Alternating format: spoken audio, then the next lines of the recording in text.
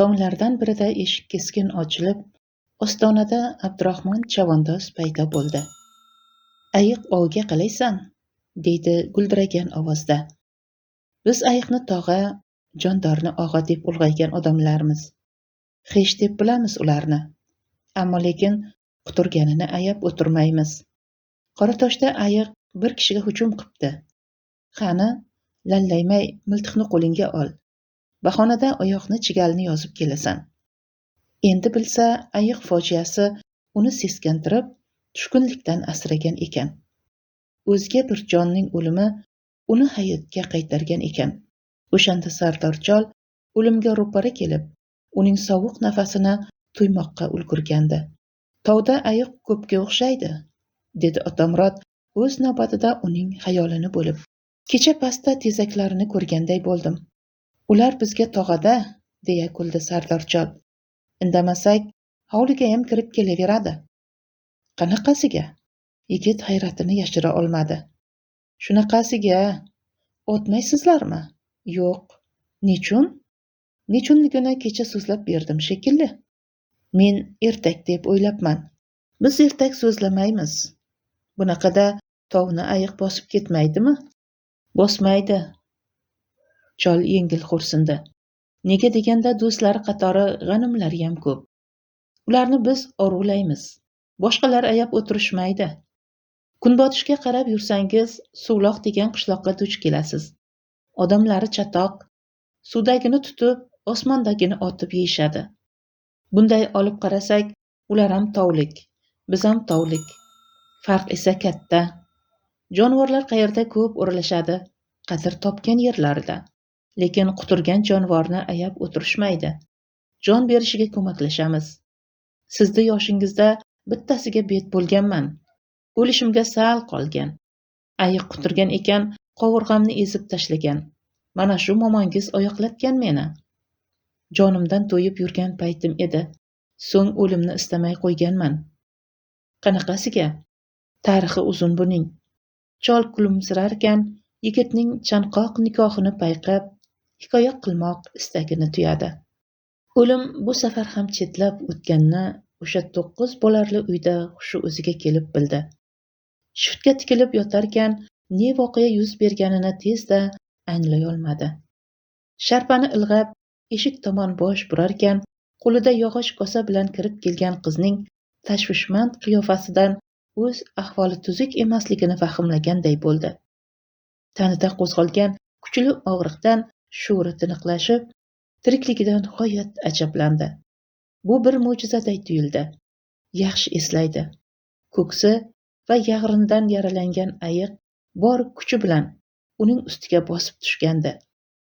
Yirtqichning qaynoq nafasi yuziga urilganida shuni yo'qotdimi yo keyinmi aniq eslay olmasa-da, tirik qolganidan ajablangan ko'yi boshiga kelib cho'nqaygan qizning xatti harakatlarini zimdan kuzatarkan, manglayiga bosilgan nam lattadan seskanib ketdi. Shunda butun vujudiga azob berayotgan og'riq o'choqlarini aniq his qildi. Ko'ksi va qornida chidab bo'lmas og'riq bor edi. Dastlab miyasiga kelgani shu bo'ldi. Ishqilib, ichak chavog'im joyidamikan? Ko'rpa ostida shalvirab yotgan qo'llari beixtiyor paypaslanishga tushdi. Qiz tik yoting deganday qosh chimirdi. U chakkalarida barmoq uchlarini his qilib, ohista ko'zlarini yumdi. Keyin qishloqda yaroq tutishga qodir yigitlar serob bo'la turib, Abdurahmon chavandoz nechun o'zini tanlaganidan ajablandi. Ajablanishi shubha-yu gumon bilan almashindi.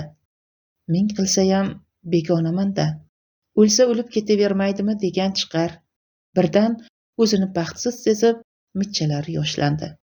Begona qishloq, begona tom ostida yotishi yomon kor qildi. Tog'asi qurib bergan uyga o't qo'yib, mana 7 yot begonalar orasida hechsiz, birodarsiz yotibdi. Tog'asi qidirayotgan chiqar. Yo yonib ketgan deya gumon qildimikan? Tog'asining o'g'li shaharga ketgani aniq. Xotini qaysi go'rga bosh urib bordi ekan? Hoynahoy erim uydan haydadi deya otasinikiga borgandir. Balki o'ynashi bilan shaharga qochib ketgandir. O'shanda nega xotinini qidirmadi-ya? G'azab ustida uni topib qoniga belamadi. Qahri cheksizday edi. Ammo qahridan umidsizlik va ruhiy tushkunlik ustuvorlik qildi. Qiziq, yaqingacha undan baxtli odam yo'qday edi. Qo'rasida 5-6 moli, uyida go'zal xotini, shundoqqina biqinida mehribon tog'asi. Buni qarangki, bir soniyada bari sarobga aylandi. Ayoli qochdi, uyi yondi. O'zi esa iti tanimagan yot bir qishloqda shiftga tikilib yotibdi. Voy, mana bu kishining yig'lashini. Sardor o'ziga kelib, kafti sirti bilan yonoqlarini surtdi. O'ziga hamdardlik bilan qarab turgan qizga xijolatomuz boqdi. Amaki qani? Dedi shundagina Abdurahmon chavandozni eslab. Tirikmi ishqilib? Qiz tirik degan ma'noda bosh irg'ab eshik tomon yurdi. Abdurahmon chavandozning omonligi Sardorni uncha quvontirmadi. Ko'nglida adadsiz iddao bosh ko'targandi. Qishloqda shuncha yigit bo'la turib, ajalga meni ro'para qildi-ya. Ming qilsayam begonaman-da. Alamli o'ylardan yanada tiniqlashgan sho'rida bo'lib o'tgan voqealar asta-sekin yorqinroq jonlana boshladi. Ayiq kutilmagan yerdan chiqib keldi. Ular Qo'shsuv tevaragini ko'zdan kechirishayotgan edi. Qo'ng'ir ayiq qoya tubidagi butalar orasidan to'satdan chiqib qoldi. Abdurahmon chavandoz quturib tashlangan yirtqichga ketma-ket o'q uzdi-yu, epchillik bilan o'zini chetga oldi. "Ot!" deya hayqirdi, miltig'ini qayta o'qlashga urinarkan. "Otsang-chi!" Sardor o'kirgancha ustiga bostirib kelayotgan ayiqqa har ikkala o'qni bo'shatishga bas-zo'r ulgurarkan, ortiga tisirilayotib toshga yiqildi. Chalqanchasiga yiqildi. Yirtqich uning ustiga bosib tushdi. Keyin eshitsa, Abdurahmon chavandozning so'nggi soniyalarda uzgan o'qi joniga oro kirgan ekan. Uzilgan o'qlardan biri jonivorning qulog'ini, biri esa miyasini titib yuborgan ekan. Joni uzilayotgan yirtqichning birgina pancha silkishiyoq yigitni abgor qilgan ekan. Ulkan panchasi bilan bir urishda ho'kizni yiqitadigan haybatli jonivorga odam bolasi nima bo'libdi? Xasdek bir gapda. O'limga ilk bor yuzma-yuz kelgan Sardor lahzaning undan bir ulushiga teng vaqt oralig'ida ko'p narsani, yana tiriklikning naqadar omonatligini, hayotning g'oyat shirinligini, tirik jon borki, o'limga osonlikcha bo'y berishni istamasligini, so'nggi nafasigacha talashib tortishishga hozirligini. Bunaqa paytda nurga yo'g'rilgan borliq o'zga bir tus olishini anglashga ulgurdi. U qorong'ilik qariga singib ketarkan, so'nggi soniyada sezgani yirtqichning qonga to'la nigohi bo'ldi. Uning ko'zlarida jazava qatorida chorasizlik, allaqanday adadsiz ilinj uchqunlari hamda hayotga tashnalik bor edi. Biroq u bu haqda ortiq o'ylamaslikka tirishar, o'zicha Abdurahmon chavandozdan o'pkalanib yotardi. Qo'yib bersa, piqillab yig'lashga ham tayyor edi-yu, qizning qaytib kirib qolishidan iymanib turardi. Xullas, yolg'izlik qattiq kor qilib, ammo dunyoda shunday kishilar borki, ularning turmushi-yu, xatti-harakatidan hayot nafasi ufurib turadi. Bundaylarning keng ko'ksiga bir zumga bosh qo'yishing bilanoq har qanday darddan xalos topganday bo'lasan. Ularda tiriklik deb atalgan qudratli bir kuch mujassamki, ezgin xayollaringni quvib, yashashga ishtiyoq uyg'otadi. Eshikdan gurillab kirib kelgan Abdurahmon chavandozdan shu narsani his qilgan yigitning gumonlari tumandek tarqab ketdi. Chavandozning sog'lom chehrasiga yosh boladay javdirab, yutinib boqdi. "Qalay, o'zingga kelib qoldingmi?" dedi Abdurahmon chavandoz gurillab.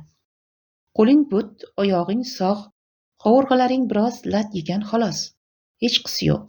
Ha demay, otday bo'lib ketasan. Ammo qoyilman, sira o'zingni yo'qotmading. Emasam, ikkalamizni ham tappiday ezib tashlardi u. Bunaqa jonivorni 2-3 o'q bilan yiqitish qiyin-da." Sardor ingrab qo'ydi. "O'lim osonmikan?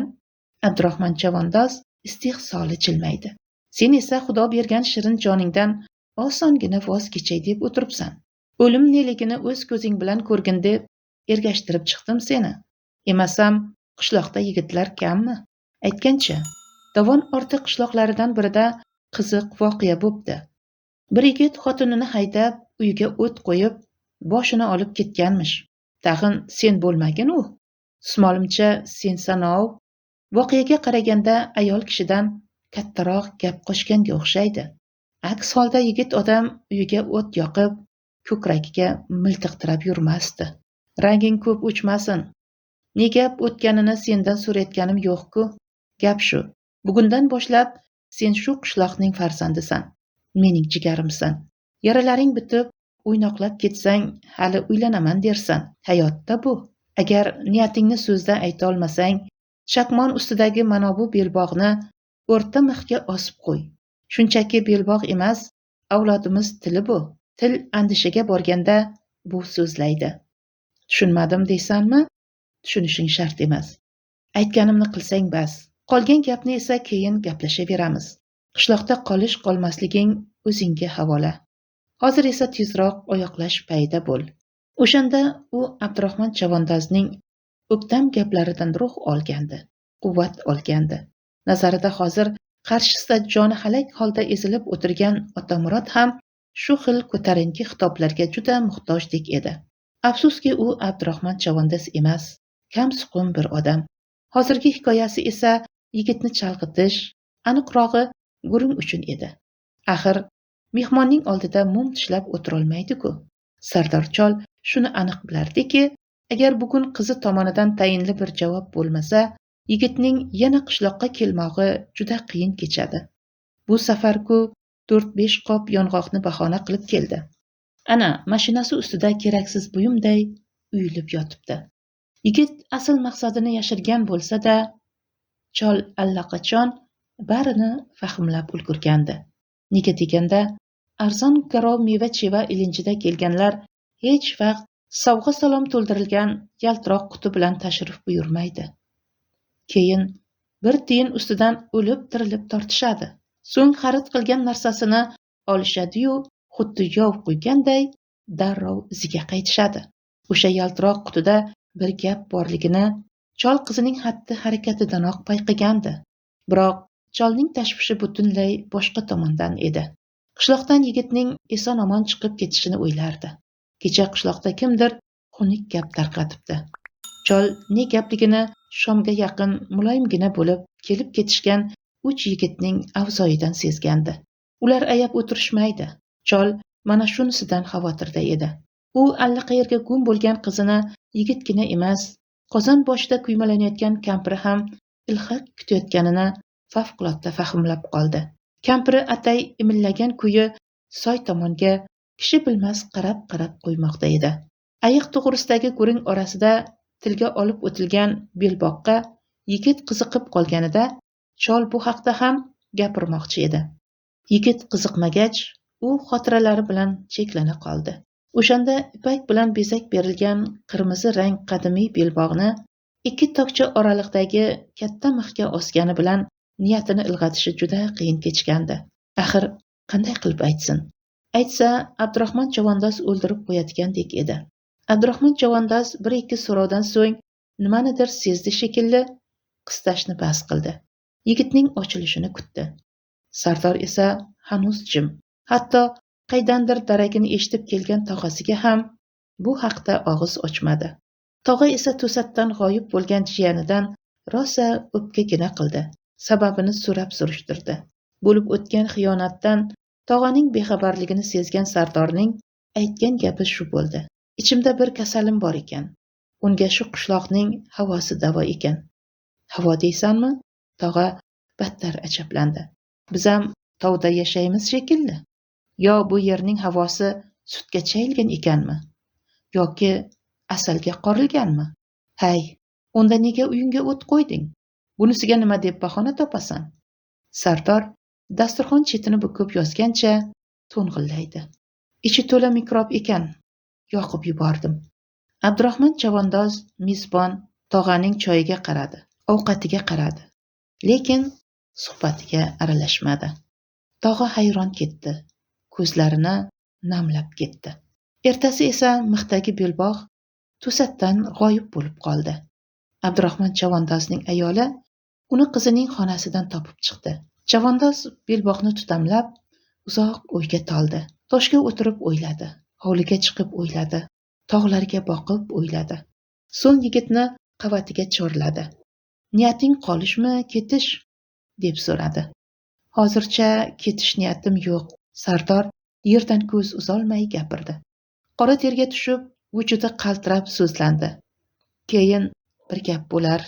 Unda imoratga yer tanla. Sardor tevarakka ko'z soldi. Yer tanlashi qiyin bo'ldi.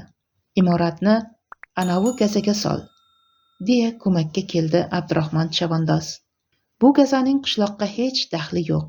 Sardorga ilgari qishloqdan ayro bo'lgan do'nglik juda ma'qul keldi. Qishloqqa ichkuyov bo'lishni istamay turgandi. Abdurahmon chavandoz buni darrov fahmladi va ertasi qishloq yigitlarini do'nglikka boshlab chiqdi. Yigitlar hash-bash deguncha imoratni tiklashdi. Sardor mixdagi belbog'ni olib qo'ygan qizga uylandi. Abdurahmon chavandozga kuyov bo'ldi. Qishloq ahli uchun esa yakka tomlik kuyovga aylandi.